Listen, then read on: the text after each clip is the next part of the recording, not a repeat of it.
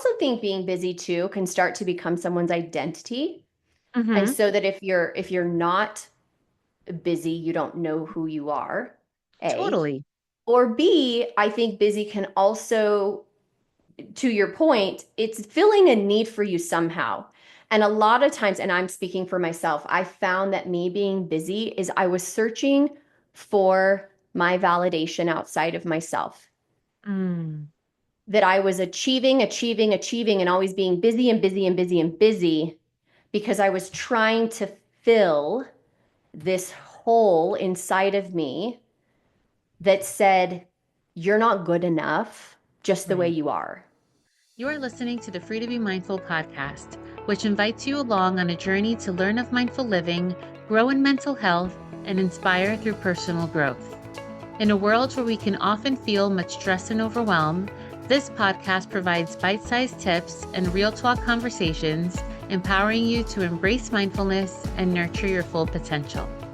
I'm your host, Vanessa de Jesus Guzman, licensed therapist, retired educator, entrepreneur, and mom of two. I'm passionate about helping busy moms reduce the overwhelm and to live life intentionally without losing their, well, here we go. Hello, and welcome to episode 274 of the Free to Be Mindful podcast. I hope that you're feeling good, looking good, and doing better in this world than you were yesterday. So, this next guest has some amazing messages, and I am filled with gratitude that I'm hearing this podcast, even though I was the one interviewing, obviously, but that I am hearing this podcast while my daughter is still so young to make sure that I instill in her all of the things that I want to instill, which is exactly what Traci Peterson and I talk about today. So, Traci Peterson is a board certified nurse practitioner, business leader, and international speaker. She has spoken to over 26,000 people, performed in front of hundreds of thousands in sports audiences. She's also the founder of a mother daughter movement called Women Lessons, which is where we focus today. Tracy prides herself in mastering her roles as a mother, wife, leader, and a woman of faith, and helps high performing women feel whole in their roles. Not perfect, but whole. She dives into these topics weekly on her podcast, Women Lessons: How to Be and Raise a Truly Confident Woman. Her greatest accomplishment is being a mother to three very active children, and we talk all about it in this awesome episode. Hope you enjoy it as much as I did. Here we go. Hi, Tracy. Welcome to the Free to Be Mindful podcast. I'm so glad you're with us today. Me too. I'm so glad to be here, Vanessa. Thanks for having me. Absolutely. And we heard a little bit about you in the formal intro, but I'd love to give you some space to share anything else that you'd like to add about yourself. Oh my goodness. Well, you kind of got the gist of it. I think saying that I'm a mom to three crazy children is about as good of an introduction as there can be. I have just with running, geez, now three different businesses while having three kids, just that juggling and that balancing act has just refined me. It has refined me. And that's what I think parenthood is a beautiful gift. I think the things that are the hardest in your life are the ones that are the most worthwhile and also have the most growth and the most impact in your life. So that has definitely been me through motherhood, and that's why I'm so excited about woman lessons and just the origin of that whole mother daughter movement. And I'm so passionate about helping moms to feel truly confident, because that's the way that we impact the next generation the most, is by working on ourselves. Because something that I know, Vanessa, and I'm sure you see this in the work that you do, all of us as moms, especially high performing busy moms, is we have the best intentions, right? We have the best intentions, but what I found is the most well-intentioned mothers, we inadvertently project our insecurities onto our daughters. And Whether we want to that's or where, not, they're just there. whether we want to or not, and I think there comes a point in every mom's life where we start to see that, like our girls or our kids sort of reach a certain age, and we start seeing ourselves reflected back to us in them, in the way they Yeah. talk, their behaviors, everything. And I just see it as such an opportunity. And sometimes it smacks us in the face and it's hard to accept and swallow, like, oh, why are you giving me that attitude? And you're like, oh, wait, that's my Yep. attitude, you know? But I do feel like it is such an opportunity to take some of these insecurities that we have as women and as mothers and work on ourselves, impact that next generation positively. And that's why I really created woman lessons. Was when my daughter Quinn, she's 12 now, but she was 9 at the time, and I remember sitting and having just normal after school activities. She was sitting at the counter, I was doing dishes, and I remember finding that one fork that gets lodged and stuck in the dishwasher, like all the way down at the Yep. bottom. And I'm like, how did that fork get in there? And I reach in and I grab this fork and I stand up with this fork in my hand, right at the same moment that my daughter Quinn says so sweetly in her 9-year-old voice, Mom, can we do woman lessons? Amazing. It's amazing. And it kind of like, oh my, yes. Like my initial knee-jerk response was, yes, we can do woman lessons. My follow-up question was, what are woman lessons? Like, what does that mean to you?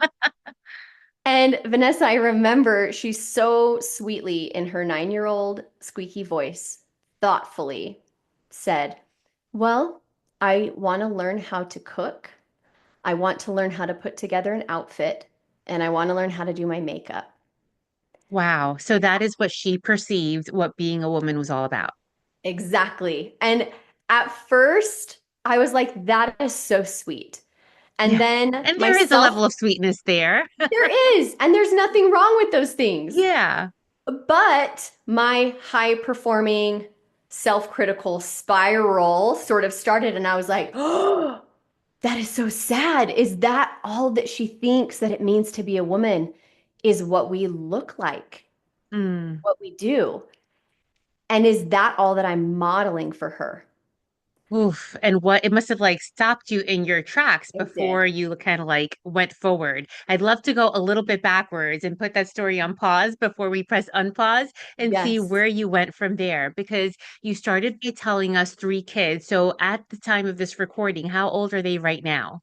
So they are 12, 10, and 7. Exciting at times, very Very. busy. I don't want to know what your mornings or afternoons look like or bedtimes really, because I'm sure it's just a lot all over the place trying to It is. fulfill their needs and taking them from activity to activity.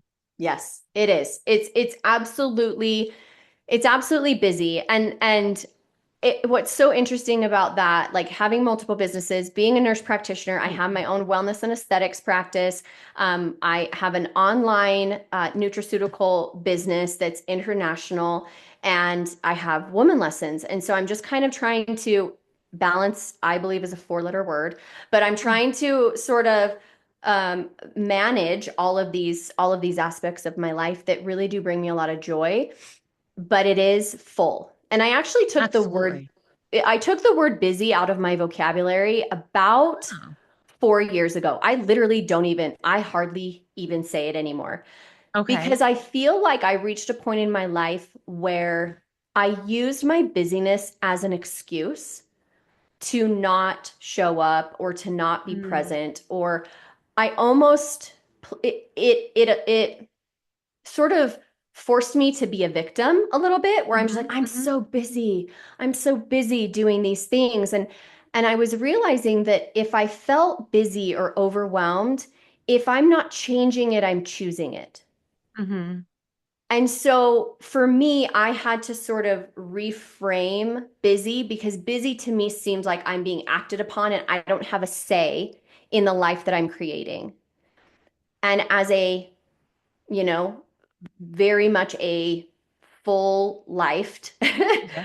a Yeah. full, woman and entrepreneur, I switched it to the word full, that Mm, I live a full life, and that's by choice. I right. choose that. And I can also unchoose it if I want to live a less full life or have a less full calendar, or if I want less responsibilities or less things pulling me in different directions, that's my choice and I can choose it.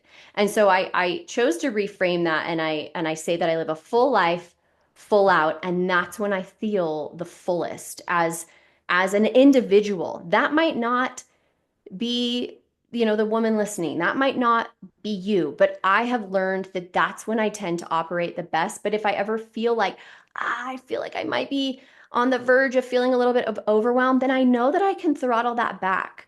And it's Right, not right. that And I'm you just choose where and busy. when. Exactly, exactly. And so, Yeah. yeah, I've sort of taken that out I of my love brain. that. And I really appreciate that reframe. It reminds me, I think this past fall, I was at a conference and it was a women's leadership summit specifically. And they were saying that when you really pride yourself on being busy, it's because one, you kind of like something, it's fulfilling something, some kind of need that you have out there. And really what you're trying to say, whether you mean it intentionally or not, is I'm more important than blank, right? Either than you or than this or than that, because I'm so busy that I can't pay attention to something that I'm more important than blank. And that Right, messaging when it comes to our kids and, oh, I'm too busy right now, or mommy has to finish this right now, or whatever have you.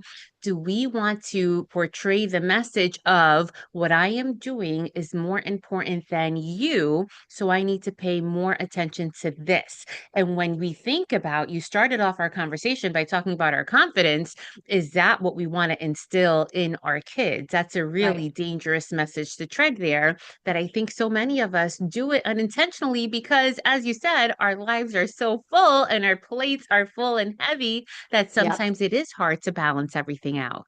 Yeah, it is. And I mean, it just brings up a real life example. Even my sister yesterday, I was talking to her on the phone. Actually, my daughter FaceTimed my sister, and then my daughter brought her and she's like, "Bree wants to talk to you." And I grabbed the phone and she goes, "Hey, are you busy right now?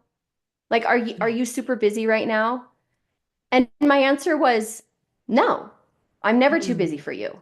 Hmm. Right? It's like whatever I'm doing, I said, well, I'm in the middle of something, but I'm never too busy for you. Right, And so it again was a reminder that sometimes people are like, oh, you're too busy. I'm not going to ask if I need you or I need something or I need you to show up for me. I'm afraid because I know how busy you are. Right. And so I felt like it made me less approachable to right, people right. and less accessible to people. And that's not what I wanted. I also think being busy too can start to become someone's identity. And Hmm. so that if you're not busy, you don't know who you are. A. Totally. Or B, I think busy can also, to your point, it's filling a need for you somehow. And a lot of times, and I'm speaking for myself, I found that me being busy is I was searching for my validation outside of myself. Mm, That I was achieving, achieving, achieving, and always being busy and busy and busy and busy because I was trying to fill this hole inside of me that said, you're not good enough just the way right. you are. Like you need to be achieving and have accolades and always be busy in order to be valuable or worthy or enough. Yeah, totally. And I want to expand on that point there because the moms who, again, that high performers, high achieving, and typically, and I'm right there with you, typically when we get these accolades, right, or whatever it is, we don't even spend enough time celebrating them because it's right away on to the next and on to the next. And that is one of the red flags, one of the flashing lights that I want moms to pay attention to because if you're not taking the time to even celebrate before you're on to the next one, then really stop and ask yourself, what is it that I need this? The accolades are awesome to get, but am I filling a void of some sort? Or is this now my personality that I'm always so busy that I can't tend to the rest of life, which is like the best part of life, which Yes. is our families, our kids, and Yes. how we really not just identify ourselves, but what we are to them, not only who we are to ourselves and to other people. Yes. Amen. Amen and amen. Because I've been there. It's like you achieve something and then literally I used to never celebrate. I used to be like, Mm, woohoo, okay, what's my next goal? right. Okay, I hit that one. Now what's my next, right? And it's just kind of like this constant burn and churn. And it's very, very common in high performing women. But also that's when burnout can come in because we're Absolutely. not taking the time to A, celebrate, or B, to be fully present. And I work a lot and I mentor a lot of high performing entrepreneurs. And that's one of the number one things that they say is I wish I could just feel more present in my life. Like I Right. wish I could just feel like whoever I'm sitting in front of, they have my 100% attention. Yeah. And that to me, what I found to help if you're feeling a little bit, kind of like you're spinning your wheels and you're doing all of these things, but you're not really feeling fulfilled, is to get grounded in gratitude. That immediately will bring you back to the present moment. And even something as silly as just focusing on your five senses. Like Mm-hmm. if because I have a little bit of like maybe undiagnosed ADHD, and so and so when I'm talking with somebody, I'm already thinking about other things, like I'm having this internal dialogue conversation with myself as they're talking, like Right. I'm really trying hard to be present. But if it's one of my kiddos, right, and sometimes we're like, I'm kind of like tuning out a little bit because I've got all Mm-hmm. these other things, is I try to go back to my five senses. Like, what do I see in this moment? Oh my gosh, I see my daughter Felicity's beautiful blue eyes. Oh, like that's what I see, right? What do I feel? Oh, I feel her like holding my hand right now, right? And just going through all of your five senses, that will bring you back to that present moment. And also just being like, I am so grateful that she loves me in this moment and wants to Yeah. tell me this story and relay to me what happened in her day. So just having that little bit of gratitude. And it doesn't, that's the thing, is sometimes as moms, we don't, and as entrepreneurs and high performing women, we don't need one more thing on our to-do list, Right. There's already right? enough there. We don't need somebody to come on a podcast and be like, you should write down like your gratitudes every day. You're like, yeah, and I need to like make healthy choices in my food and I need to get my to-do list done and I need to have a six pack and I need to be like looking good and have my hair done all day long and I need to do all these things. It's like I have to do all these things. And so to me, it's as simple as it becoming a part of your day, where it's not Yeah. something you need to like schedule in and set aside. It can just become a way of living. And so I call, these little moments with our family or with our kids, I call them 1 minute moments I where I love it. can have 1 minute to be present with that child as they're talking with me. And I can be grateful for whatever it is in that moment. And that can make all the difference to bringing a little bit more presence in your life. And that's going to help you to feel a lot more fulfilled in all of the, great things that you are A doing that you're thousand passionate percent. about. Yes, and not only for, these women that we're talking about, but our kids do these things naturally because they are more focused and more present and more aware sometimes than we are because we have all of these to-do lists in our heads.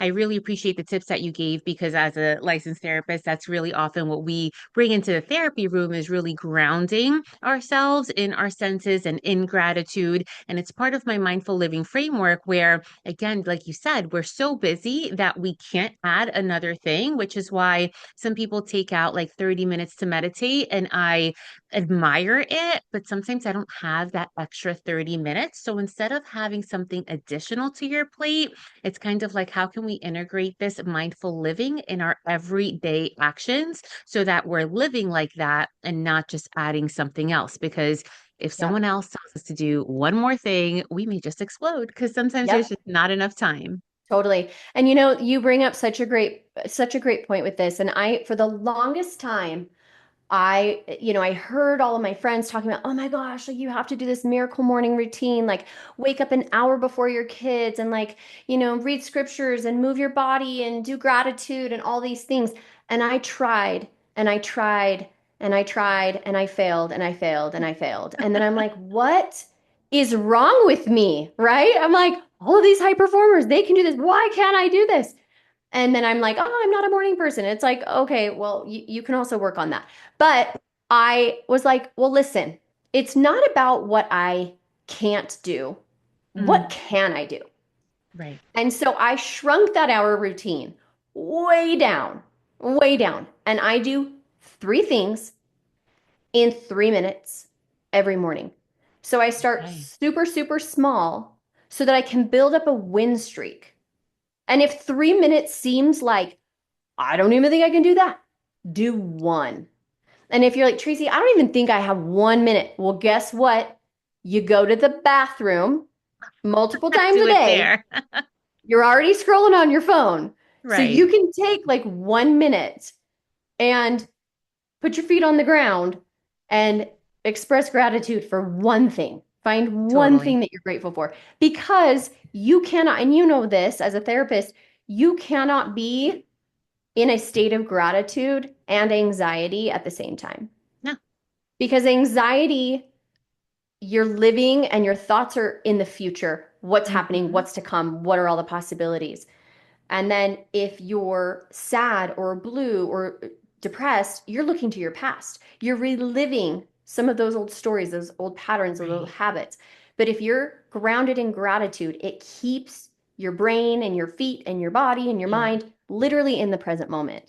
And so Yeah. I just love that idea of let's not focus on what we can't do. Let's focus on what we can do. And I can do 3 minutes. And so I do that.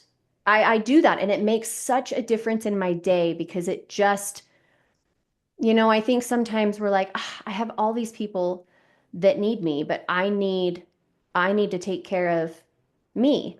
And I call it being a Absolutely. selfist.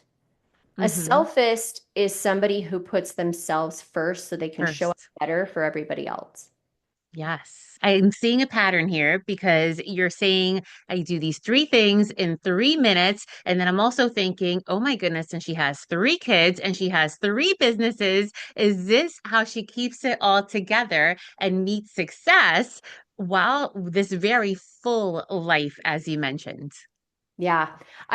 To me, I have to keep things I just have to keep things simple. I think sometimes people coin the term like self-care and we think like Right. take a bubble bath. Like sure, that's great. But I also worked with a woman once and she was just like, I'm just spinning my wheels. I'm feeling burnt out." And feeling burnt out is simply a result of living out of alignment with your priorities.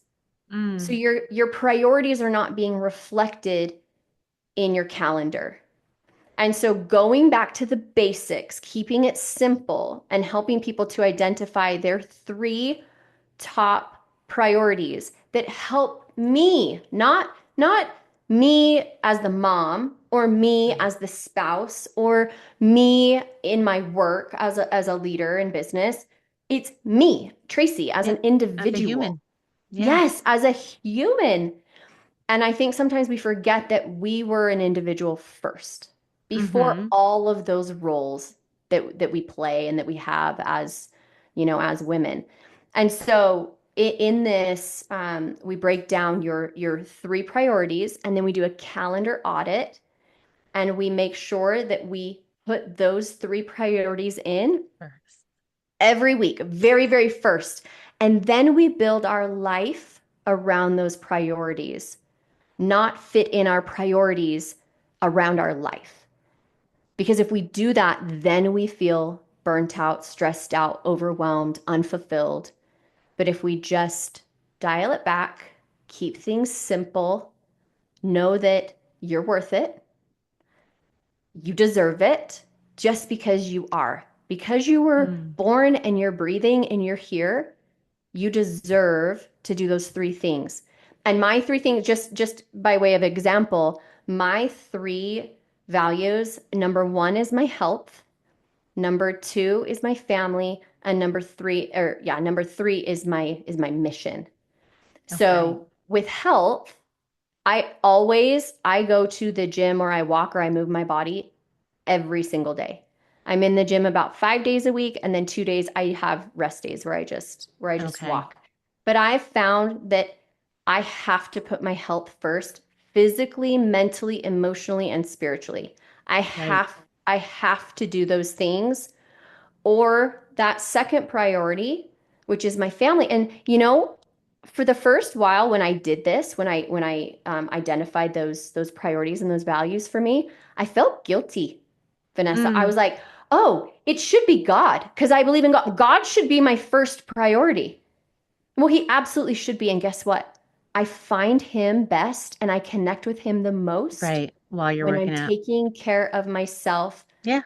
physically, mentally, emotionally, and spiritually. So I connect with him in my 3-minute morning routine that I do. Hmm. And as silly as it sounds, I find Jesus in the gym.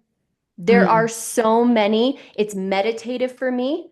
I can right. listen to scripture while I'm working out.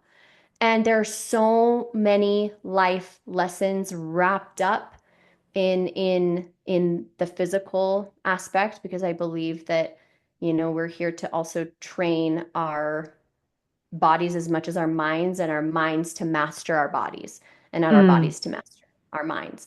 And well so said. anyway, yeah, so health is there. And then I felt guilty that my family wasn't first. But I can't put my family first and myself last, Right. or I'm giving my family what's left of me and not the best of me. Right. And they deserve to The have absolute best. the absolute best. And I, as an individual, am at my absolute best when I am taking care of my health physically, mentally, emotionally, and spiritually. I just show up better for them, and it's the best version of myself, and that's what I want.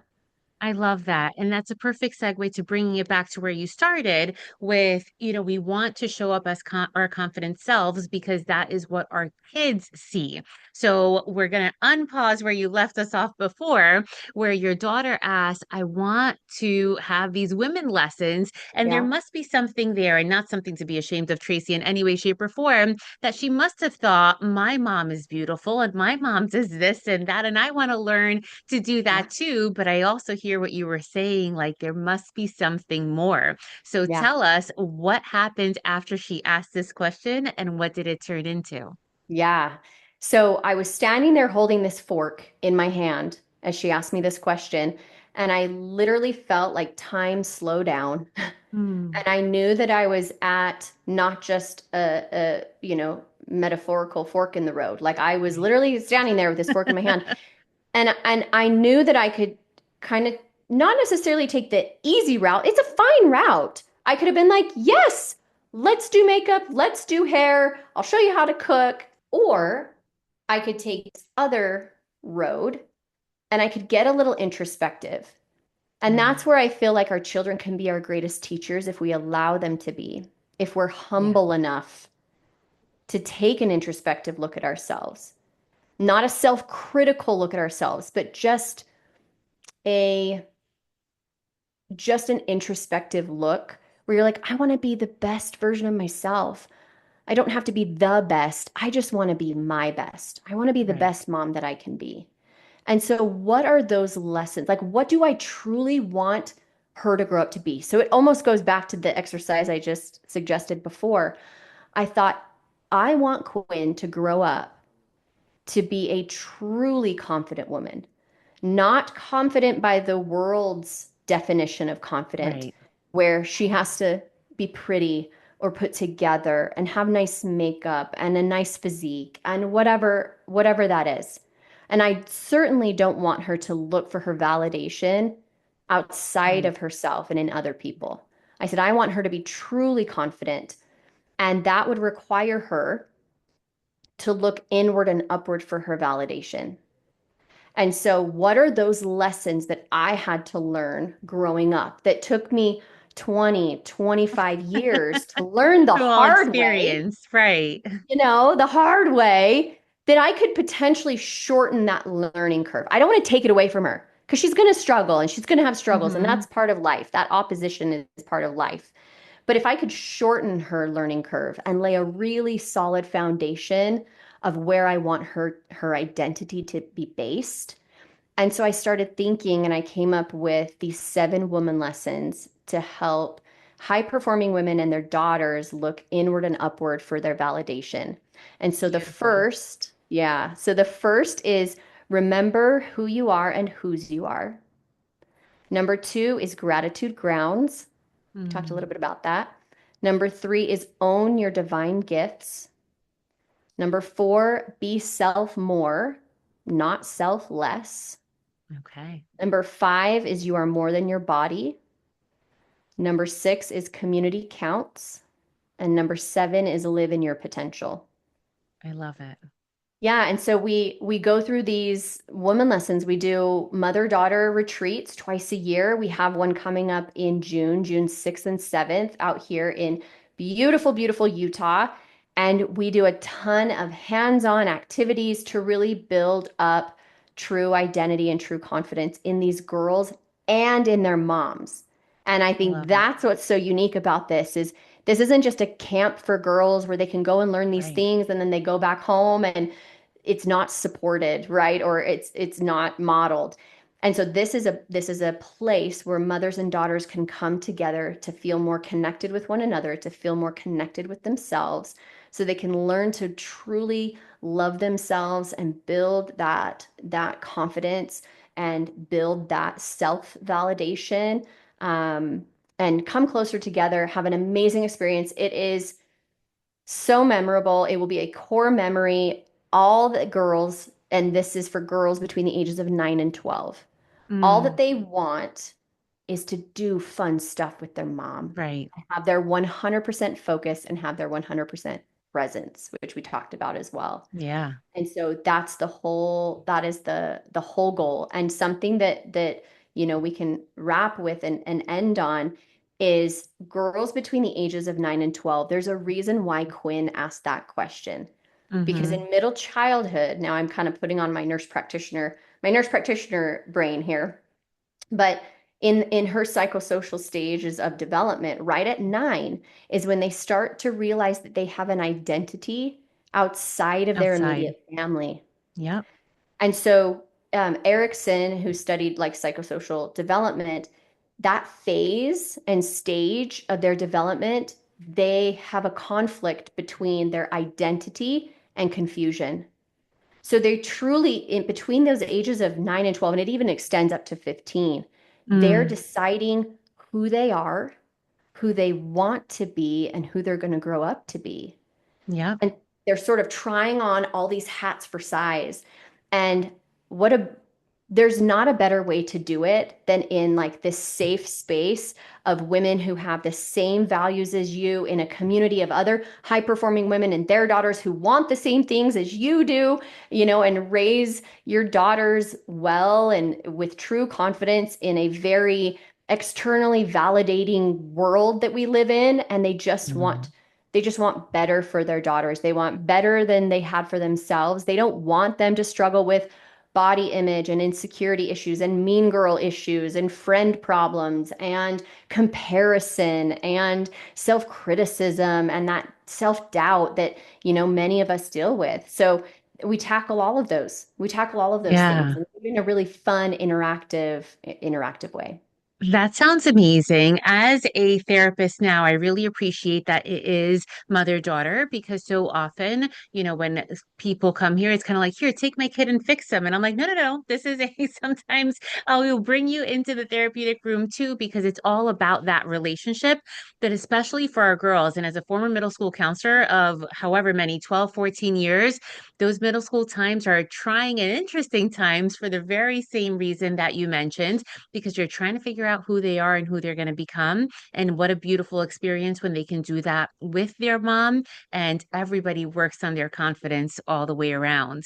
I'll share with Yeah. you when I was about to have my daughter all throughout the pregnancy. I was scared. I was really, really scared because I was like, I know I have this great and grand responsibility of raising up this woman and not only, again, those external validating factors that you mentioned, but really wanting her to be the strong, secure person. And she's still an itty bitty, little pumpkin right Yeah. now. But I know that Yeah. there's a lot to go and a lot to fill in order for her to be where I want her to be be as a grown-up. So I really Yeah. admire and appreciate the work that you're doing out there in Utah. And for those folks who are interested in going out there, the dates again and anything else that they need to know. Yes. So the event is June 6th and 7th, and you can go to tracypeterson.com. So it's Tracy with an I and Peterson with an O-N.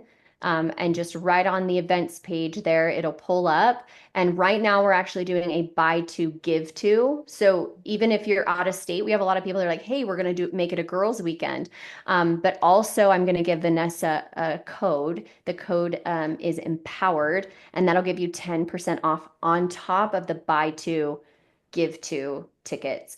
Just to close as well, I you are not alone in having a little bit of fear, like, oh my gosh, bringing a daughter into this world in a social media driven world and an Yeah. externally validating world.